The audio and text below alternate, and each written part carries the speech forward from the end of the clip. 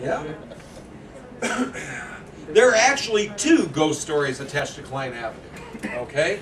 And it's really sort of illustrative of the way ghost stories go. There's two women ghosts. By the way, ladies, I'm really sorry the ghost stories are so hard on you guys. I don't know why that is.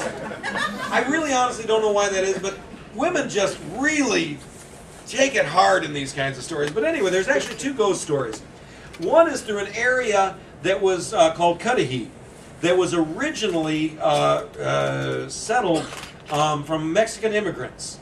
Now what's really, really interesting about that is the ghost there is closely related to a legend called La Llorona.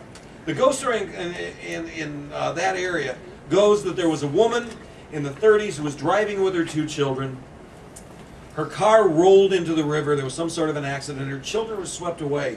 And she's seen by the side of the road, crying, looking for her children. Well, what's really interesting is that's a long-standing legend from Mexico City called La Llorona.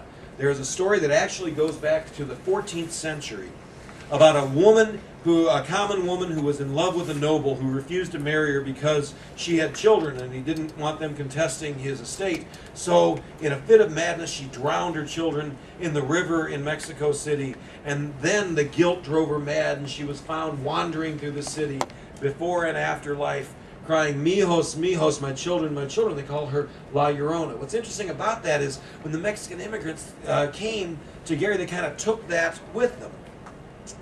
A little bit closer to this area, there is another story, okay, called the Spectral Bride. Okay? What's interesting is this area was basically, not completely, but predominantly a Polish area. And this story actually reflects a story. It's kind of a little bit of a variant, but principally a story that came from Poland. The story that's told, and I'll tell it very briefly here, is that there was a young woman of a working class who had fallen in love with a young man. And it was a secret love affair for a couple different reasons. Even though they were both Catholic, he was from the Cudahy area and he was Hispanic. And she knew that her parents would never allow that sort of a cross-cultural romance. Well, they used to meet down by the river, halfway between their homes. They would walk in the twilight and pledge their love to each other. And eventually, they came upon a very desperate plan. They would sneak away and get married. Maybe, in their desperation, they believed that if they were already married when they told their parents, that both sets of parents would agree. She'd been working at a local clothing store and saving back part of her earnings. And one Saturday morning, she left home and she told her parents that she'd work for the day and then go spend the night with a friend. She had other plans. She'd already made a down payment on a wedding dress, and she picked it up that day. She hailed a cab, and she took it to a Catholic church where a priest had agreed to marry them. He was supposed to meet, her young man was supposed to meet her there promptly at 3 o'clock, but she was there by 2, dressing and fussing. At 3 o'clock, she began her wait, and her wait, and her wait. By 5 o'clock, the gentle priest had to come to her and tell her that in his estimation, the young man wasn't coming. We never know what happened to him. Maybe his family intervened, maybe he got cold feet, it doesn't matter. The priest offered to go to her home and explain things to her parents, but she had a different plan. She called a taxi, and she gave them her home address. And then, as it was driving along Klein Avenue, just by the river, where they had met and pledged their love to each other, she ordered him to stop. She opened the door and fled from that car to the river's bank. She paused just a second and then plunged headlong in. I'd like to think that maybe she rethought her decision somewhere along the line, but the dress was voluminous and the current was swift, and she was carried away. 3 days later, her body was fished out of the river. And she was buried, but not on hallowed ground, because at that point the church wouldn't bury a suicide victim in hallowed ground. And the old people there said that her spirit couldn't rest without that. Well, maybe it hasn't. Because ever since then, in this area, along Klein Avenue on misty nights, there's the claim that the fog will take the shape of a spectral bride standing by the side of the road. Taxi drivers have even claimed that they've driven past that area only to look in the rearview mirror and be startled to see a young woman in white in their back seat. By the time they swerve off the road, she's gone. She leaves behind her the smell of perfume and a wet seat with river water. A number of years ago, there was well, probably nobody remembers the name of Warren Freiberg. He was kind of a Northwest Indiana Rush Limbaugh kind of. And he decided that he was going to hunt the ghost. And so one morning he was on a local Northwest Indiana station. And he announced that that night on Halloween night, he was going to go find the ghost. That night, about 200 people showed up. But the lady stood up Warren Freiberg. I'm not surprised. One more here about that, sort of the odd things. That actually is 200 people. You think of that as a large hunt. It's really not. The world's, and I did not come up with this term, actually the BBC came up with this term. The world's largest mass ghost hunt in history happened in Chesterton.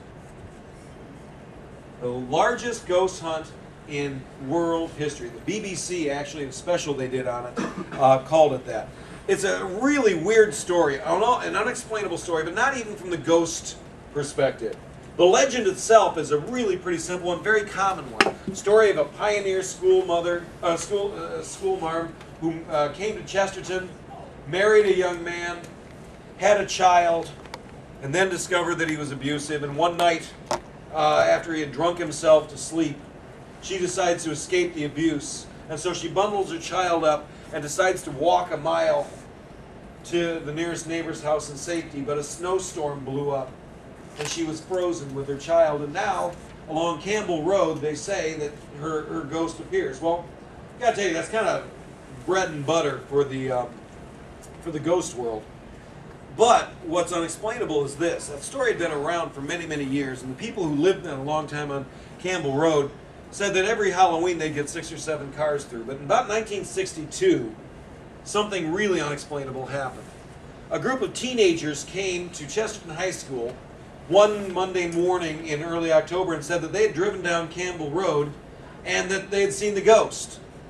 Well, for some reason, in mass psychology, you could probably explain it, I don't know.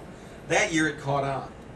And that year the story spread out of Chesterton High School, into Valparaiso, into the surrounding communities. And the police reports say that by October, instead of getting 6 or 8 cars, believe it or not, they were getting 6,000 or 10,000 people there a night.